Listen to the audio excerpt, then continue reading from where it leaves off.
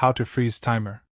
To begin, I added a video to my timeline and I would like to add a timer to it, and then freeze that timer.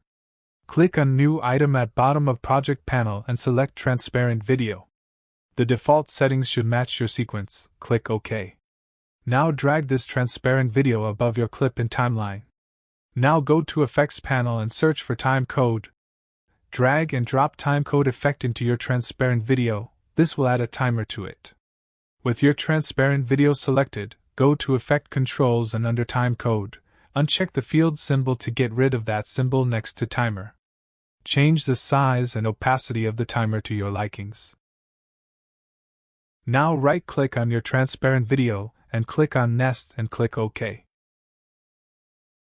Now move the playhead to where you want to freeze the timer. Right-click on Timer and select Add Frame Hold.